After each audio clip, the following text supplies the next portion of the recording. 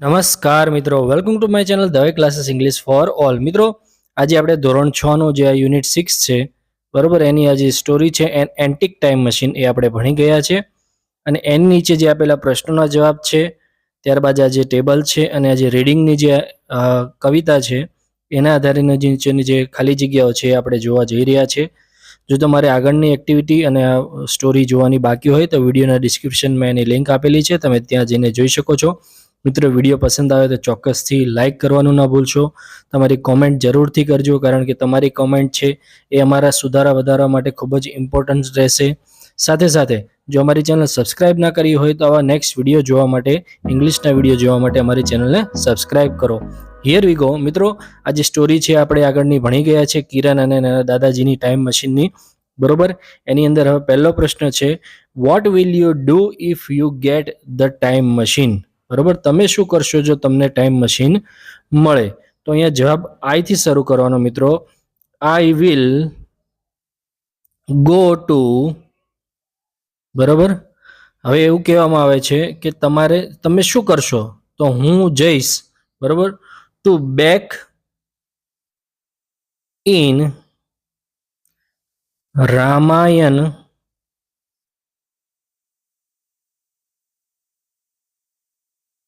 Time.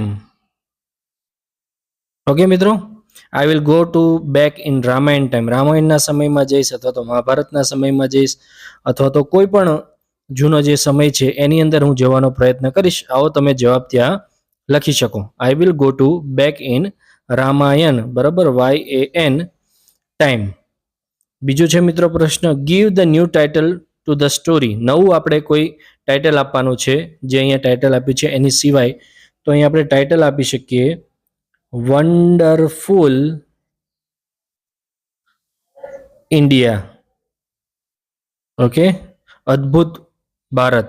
અથવા તો બીજું પણ ટાઇટલ આપી શકીએ આપણે મિત્રો, BEAUTIFUL, બ્યુટીફુલ ભારત. ઓકે મિત્રો, આ બેમાંથી ગમે તે એક ટાઇટલ તમે આપી શકો છો, વન્ડરફુલ ઇન્ડિયા અથવા તો બ્યુટીફુલ ભારત. ઇન્ક્રેડિબલ ઇન્ડિયા પણ આપી શકાય, પણ આ બંનેમાંથી કોઈ પણ એક આપી શકો છો. હવે એના પછીનો મિત્રો આપણે જોઈએ તો find out sentences with similar meaning from the stories.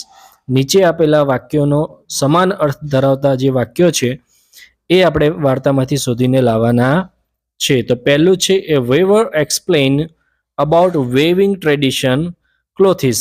બરોબર, હવે એનું આપણને અહીંયા વેવર વાળો જે પાઠ હતો, ફકરો હતો, એની અંદરથી આપણને જોવા મળશે. She showed him the beautiful patterns and colours tradition textile. મિત્રો, ત્યાં સુધીનો આ પહેલા નંબરનું જે છે વાક્ય, એની સામે ત્યાં એ લખવાનું રહેશે. બરોબર, આ પાઠમાંથી આપણે એ વાક્ય લીધું છે પહેલા વાક્ય માટે. પછી છે બીજું, he was surprise to see the use of colourful puppets. બરોબર, એને અનુલક્ષીને આપણે પહેલો ફકરો જોઈશું મિત્રો. જો એમાં છેલ્લી લીટી છે, યસ આ રહી, Kiran was amaze how he use his colourful puppets. આ બીજા નંબરના વાક્યની સામે આપણે લખવાનું રહેશે. ત્યારબાદ ત્રીજા નંબરનું આપણે વાક્ય જોઈએ તો મિત્રો શું કહે છે ત્રીજા નંબરનું વાક્ય, farmers celebrated the seasons of cutting crops. હવે એની માટે આપણે પાઠની અંદર, બરોબર, જોઈશું આપણે પંજાબ વાળો જે ફકરો છે, અહીં જો લખેલું છે, There he danced with farmers celebrating the harvest season. આ મિત્રો ત્રીજા નંબરનું જે વાક્ય છે એની સામે લખવાનું રહેશે.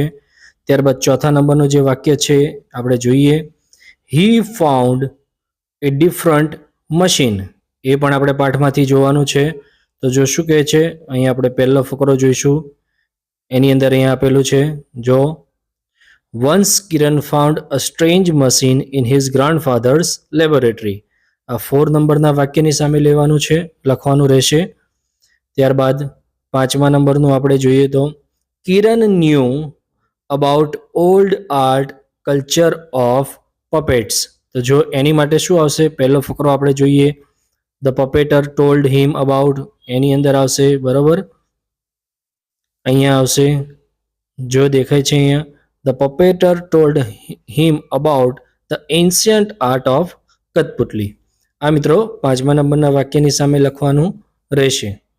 હવે એની નીચે આપણે જોઈએ તો અહીંયા આપણને કમ્પ્લીટ ધ ટેબલ આપ્યું છે. ટેબલની અંદર આપણે રાજસ્થાનમાં કિરણને શું જોવા મળ્યું ને એને શું બતાવ્યું, ગુજરાતમાં એને શું જોવા મળ્યું ને ત્યાં એને શું બતાવવામાં આવ્યું, કેરલામાં એને શું મળ્યું અથવા તો કોને મળ્યો અને એમણે એમને કયું કલ્ચર બતાવ્યું પંજાબમાં અને છેલ્લે ઓરિસ્સામાં.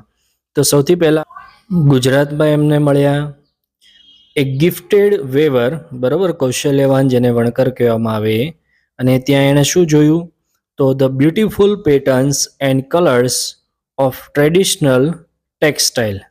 ઓકે મિત્રો, ત્યાં એણે ટેક્સટાઇલના જે કલર્સ છે અને પેટર્ન છે, ભાત છે, એ બધી ત્યાં એને જોવા મળી. ત્યારબાદ એ કેરલામાં જાય છે. ત્યાં કોને મળે છે તો ત્યાં મળે છે અ માસ્ટર ડાન્સર, બરાબર, જે મહાન નૃત્યકાર હતા એમને મળે છે. ત્યાં જઈને એ શું જોવે છે, the difficult steps of Kathakali dance. ત્યાં કથકલી ડાન્સના જે અઘરા સ્ટેપ્સ છે એ ત્યાં એ જોવે છે. ત્યારબાદ એ પંજાબ જાય છે. પંજાબની અંદર એ મળે છે farmers celebrating the harvest season. એમને મળે છે, ફાર્મર્સને મળે છે ત્યાં. અને પછી ત્યાં એ શું જોવે છે, the joyful tradition of Baisakhi. બૈસાખીની જે આનંદદાયી સિઝન હોય છે, ઋતુ હોય છે, એ ત્યાં એ જોવે છે. એના પછી ઓરિસ્સામાં જાય છે. ઓરિસ્સાની અંદર એ શું જોવે છે, અ ટેલેન્ટેડ આર્ટિસ્ટ, બરાબર, ટેલેન્ટેડ આર્ટિસ્ટને ત્યાં મળે છે. અને ત્યાં જઈને જોવે છે various design and patterns of tribal painting. આટલું એ ત્યાં જોવે છે. અહીંયા તમે જોઈ શકો છો ને આ પ્રમાણે તમે અહીંયા જવાબ લખી શકો છો. હવે એના પછી આપણે નેક્સ્ટ જોઈએ તો મિત્રો અહીંયા આપણને રીડિંગ આપેલી છે, કવિતા આપેલી છે. Colourful culture. કલરફુલ એટલે થાય છે રંગબેરંગી અને કલ્ચર એટલે થાય છે આપણી સંસ્કૃતિ. બરાબર મિત્રો, આપણી સંસ્કૃતિની એ વાત કરવામાં આવી છે. કલ્ચર, ભારતની જે સંસ્કૃતિ એના વિશે વાત કરવામાં આવી છે. તો કવિતાની પહેલી લીટી છે ઇન્ડિયાઝ કલ્ચર. ઇન્ડિયાઝ એટલે ભારતનું, કલ્ચર એટલે સંસ્કૃતિ. અ ટ્રેઝર સો રેર. ટ્રેઝર એટલે મિત્રો થાય છે ખજાનો. સો રેર એટલે ખૂબ જ ઓછી જે વસ્તુ હોય છે, જેને ઉત્કૃષ્ટ કહેવામાં આવે છે. કે ભારતની સંસ્કૃતિ એક એવો ખજાનો છે જે કદાચ બીજે ક્યાંય નહીં જોવા મળે, ભાગ્યે જ ક્યાંક જોવા મળે. બરાબર. Rich in tradition. રીચ એટલે અહીંયા પૈસાદાર નહીં થાય મિત્રો, પણ સમૃદ્ધ થશે. ટ્રેડિશન એટલે પરંપરાઓથી સમૃદ્ધ છે. બરોબર. And customs two share. Customs એટલે મિત્રો થાય છે પ્રથા. શેર એટલે વહેંચવું. બરોબર, આપણે અહીંયા હળી મળીને વહેંચીને ખાઈએ છીએ, બરોબર, બધા.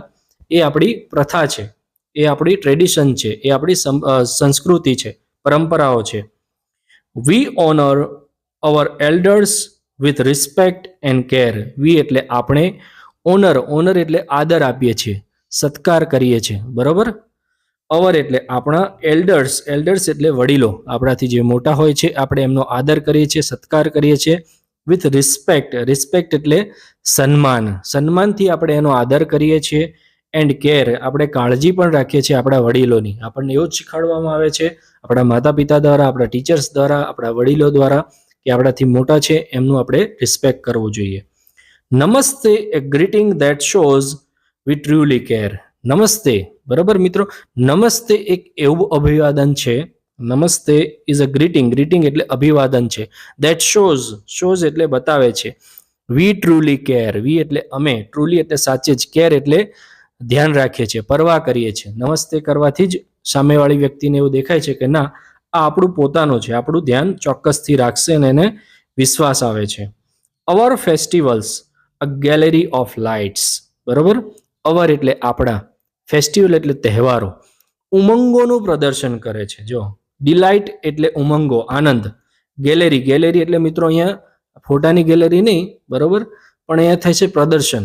જેમ ગેલેરીમાં પ્રદર્શન મુકાય છે ને, ગેલેરી ઓફ ડિલાઇટ એટલે કે ઉમંગોનું, આનંદોનું પ્રદર્શન કરે છે આપણા તહેવારો. કેટલા અલગ અલગ તહેવારો છે આપણા ભારતની અંદર. બરોબર. અને કઈ રીતે ઉજવાય છે? Colours, music and dance through day and night. બરોબર. એ તહેવારો ઉજવવામાં રંગોનો ઉપયોગ થાય છે, સંગીતનો ઉપયોગ થાય છે, ડાન્સ, નૃત્યનો ઉપયોગ થાય છે. Through the day and night. બરોબર. દિવસ અને રાત દરમિયાન.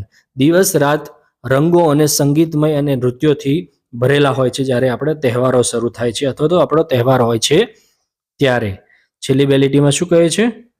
Our food A fusion of spice and love. Our food, આપણું ભોજન. ફ્યુઝન એટલે મિત્રો અહીંયા કહેવામાં આવે છે સંયોજન. જ્યારે કોઈક બે વસ્તુ મિક્સ થાય છે, બરોબર, એને ફ્યુઝન કહેવામાં આવે છે. આપણા જે ખોરાક છે એ બે વસ્તુનું સંયોજન છે, ભળેલું હોય છે. એની અંદર શું ભળેલું હોય છે? સ્પાઇસીસ.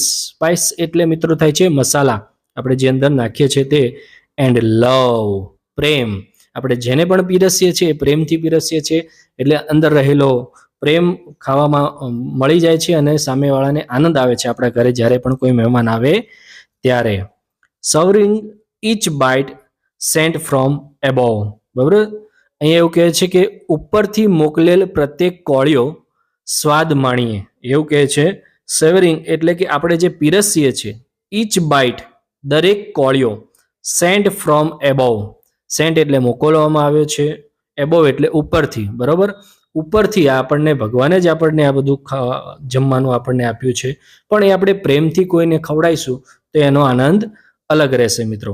આ રીતે અહીંયા કવિતા પૂર્ણ થાય છે મિત્રો. જો નીચે અહીંયા ખાલી જગ્યા આપી છે એ આપણે અહીંયા ભરવાની રહેશે. Find the rhyming words from the poem. કવિતામાંથી સરખા ઉચ્ચારવાળા શબ્દ જોઈને આપણે અહીંયા લખવાના છે, જેનો છેડે અંતમાં સરખો ઉચ્ચાર આવતો હોય એવો.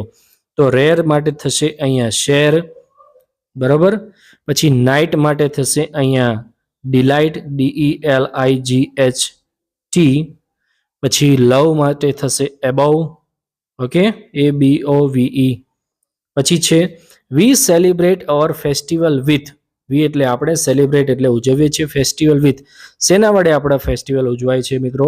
તો એની ખાલી જગ્યા, બીજી ખાલી જગ્યામાં જો અહીંયા આપ્યું છે કલર્સ, મ્યુઝિક એન્ડ ડાન્સ. બરાબર, આટલા ત્રણ શબ્દો લખી દેવાના એટલે ત્યાં બીજા નંબરની ખાલી જગ્યાનો જવાબ રહેશે. હવે ત્રીજા નંબરનું આપણે જોઈએ તો વી ખાલી જગ્યા વિથ રિસ્પેક્ટ એન્ડ કેર. બરોબર, આપણે કોને રિસ્પેક્ટ આપીએ છીએ, કેર કરીએ છીએ? વી ઓનર અવર એલ્ડર્સ. બરોબર, ઓનર અવર એલ્ડર્સ. એની ખાલી જગ્યામાં લખવામાં આવશે ત્રીજી ખાલી જગ્યાની અંદર. ત્યારબાદ ચોથી ખાલી જગ્યા, ચોથો પ્રશ્ન છે how do we greet guest at your home. How એટલે કઈ રીતે, યુ એટલે તમે, ગ્રીટ એટલે અભિવાદન પાઠવો છો તો સત્કાર કરો છો, આવકારો છો. ગેસ્ટ એટલે મહેમાનને, એટ યોર હોમ કઈ રીતે આપણે બોલાય છે મિત્રો? તો અહીંયા લખી શકાય I welcome them with smile. બરાબર, મુસ્કુરાટ સાથે I welcome them with smile. મુસ્કુરાટ સાથે હું એમને આવકારું છું. આ તમે જવાબ અહીંયા ચોથા નંબરના પ્રશ્નમાં લખી શકો. પાંચમા નંબરની જે ખાલી જગ્યા છે ઇન્ડિયા ઇઝ રીચ ઇન. બરાબર, શેની અંદર સમૃદ્ધ છે? તો એ મિત્રો અહીંયા આપેલું છે ખાલી જગ્યા. બરાબર, rich in tradition and customs. બરાબર, આ બંને શબ્દો છે એ બંને અલગ અલગ ખાલી જગ્યામાં રહેશે. પહેલી ખાલી જગ્યામાં ટ્રેડિશન લખવાનું રહેશે અને બીજી ખાલી જગ્યામાં કસ્ટમ્સ લખવાનું રહેશે. એના પછી છેલ્લી ખાલી જગ્યા છે, છેલ્લો પ્રશ્ન છે find the opposite word of the disrespect. Disrespect અનાદર કરવો. બરાબર, તો આગળનું ખાલી આપણે ડીસ કાઢી નાખીએ મિત્રો, એટલે એનો સ્પેલિંગ આવી જશે સાચો, RESPECT. આ વિરુદ્ધાર્થી શબ્દ છે, ઓપોઝિટ વર્ડ એટલે રિસ્પેક્ટ. ઓકે, આઈ હોપ કે તમને આ વિડીયો સારી રીતે સમજાયો છે. નેક્સ્ટ સ્ટોરીનો વિડીયો આપણે નેક્સ્ટ વિડીયોની અંદર જોઈશું. જો તમને મારો વિડીયો પસંદ આવે તો ચોક્કસથી એને લાઇક કરજો, અન્ય મિત્રો સાથે શેર કરજો અને પ્લીઝ ચેનલના સબસ્ક્રાઇબ કરી હોય તો ચોક્કસથી સબસ્ક્રાઇબ કરજો અને કમેન્ટ કરવાનું ભૂલશો નહીં. Thank you so much.